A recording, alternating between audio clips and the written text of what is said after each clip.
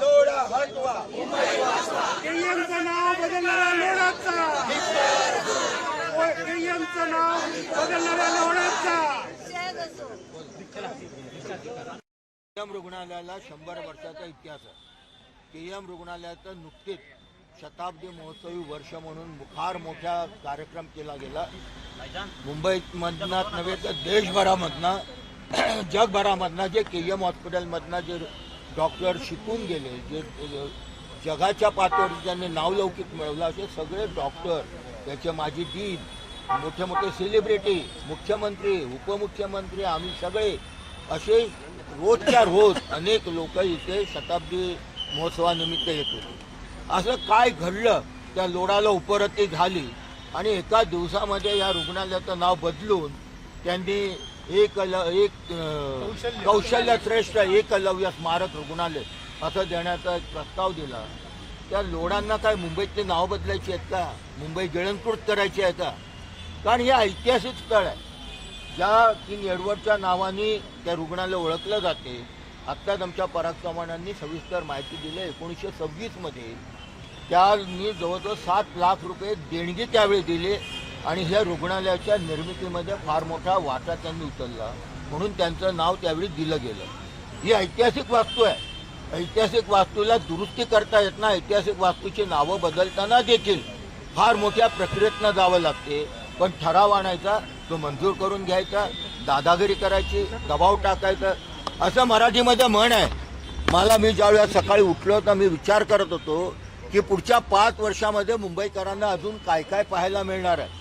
काही दिवसापूर्वी आपण पाहिलं तर आम्ही लाक्षणिक उपोषण केलं करिअर नाक्यावरती. त्या लोअर परळ ब्रिजच्या खाली एक मोठा भूखंड उपलब्ध आहे, जिथे मी मुंबई महानगरपालिकेच्या माध्यमातून किशोर पेडणेकरांनी आणि मी प्रस्ताव दिला होता. तिथे ज्येष्ठांकरता विरंगुळा केंद्र बनवा, तरुणांकरता ओपन जिम बनवा, लहान मुलांकरता बगीचा बनवा, कबड्डी करता एक भूखंड आहे मोठा, तो आरक्षित करा. मंजूर झाला. नगरविकास खात्यातनं 3 कोटी मिळाले. त्यानंतर लोढांनी पत्र दिलं त्यांच्या खाजगी संस्थेला, त्या भूखंड आम्हाला द्या. अरे तुमचा संबंध काय या मतदारसंघाशी? जा ना, तुमच्या मतदारसंघातले भूखंड आरक्षित करा. किती नावं बदला, मलबार हिलचं नाव बदला, केम्स कॉर्नरचं नाव बदला, इथे काय आहे तुमचं? आणि ह्या ऐतिहासिक वास्तूंचं हे सगळे नावं बदलण्याचा घाट यांनी घातलेला आहे. म्हणून मला असं वाटायला लागले की मराठीमध्ये एक वाक्यप्रचार आहे, माकडाच्या हातात कोलीत.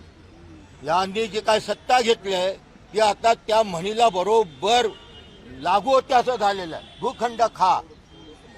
सचिन पडवळांनी आत्ताच माहिती दिली, 4 दिवसापूर्वी कांदिवलीचा एक भूखंड असाच वसतिगृहाचा परस्पर इम्प्रुव्हमेंट कमिटीमध्ये लोढाच्या संस्थेला देऊन टाकला. अरे काय आहे हा? भस्मासूर आहे. मग किशोरीताईंनी सांगितलं त्याला एनागोंडा गिळंकृत कर. अरे जर एवढी तुझ्या हिंमत आहे तर जे टॉवर बांधतोस त्यातला एक टॉवर देऊन टाक धर्मादाय रुग्णालय म्हणून, आणि त्याला ते नाव दे कौशल्य श्रेष्ठ एकलव्य, आणि त्याच्यामध्ये ते रुग्णालय चालू कर. आम्हाला आनंद वाटेल. मुंबईकरच्या सेवेकरता अजून एक आपण काहीतरी आकलन. परंतु मुंबईमध्ये पारंपरिकदृष्ट्या वंश परंपरागत वर्षोनुवर्ष ज्या वास्तू आहेत त्यांचा नाव बदलण्याचा घाट त्यांनी घातलेला आहे. आणि एवढ्या जर वाटते तर आपले जे टॉवर तर देतात ना वेगवेगळे नावं, बेनेंधा, एलेंधा, डेनेंधा, ती सगळे द्या ना. मग किशोरताई म्हणाल्या सावित्री द्या, भगीरथी द्या, कावेरी द्या, ते का नाही देत? तेव्हा तुमचं हिंदुत्व कुठे जाते? म्हणजे माझं ठेवायचं झाकून आणि दुसऱ्याचं बघायचं वाकून, असं ह्या लोढाची प्रवृत्ती आहे. त्याचा आम्ही निषेध करतोय. त्याच्या जर हिंमत असेल ना तर इथलं नाव बदलून बोर्ड लावायला या. येताना चालत याल, जाताना तुम्ही जाणार तसे नाहीत. हा इशारा आहे, माझा इशारा आहे, आमचा समजता सगळ्या शिवसैनिकांचा. माडच्या डॉक्टरांचं असं म्हणणं आहे की ज्या सुविधा आहेत पेशंटच्या, या सुविधा सुधाराव्यात, परंतु प्रशासनाचं लक्ष दुसऱ्याच गोष्टीकडे जाते. प्रशासनानं सुविधांकडे लक्ष द्यावं असं त्यांचं म्हणणं आहे. ही खरी गोष्ट आहे.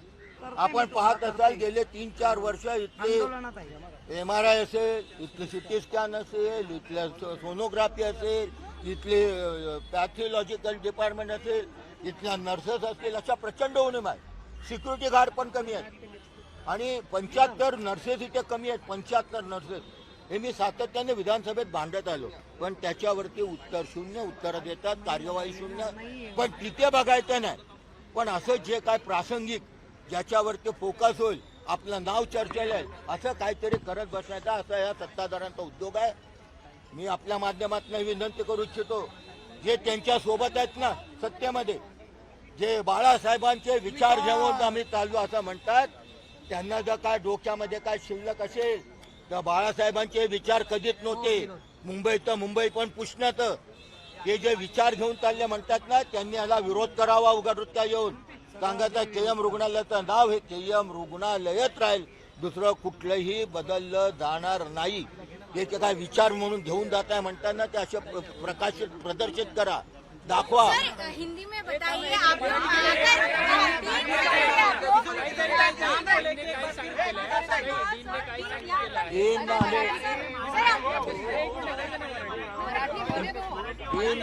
तीनला आम्ही विनंती केली की तुम्ही इथे प्रशासन म्हणून वावरता. तुम्ही या केएम हॉस्पिटलच्या अधीन आहेत.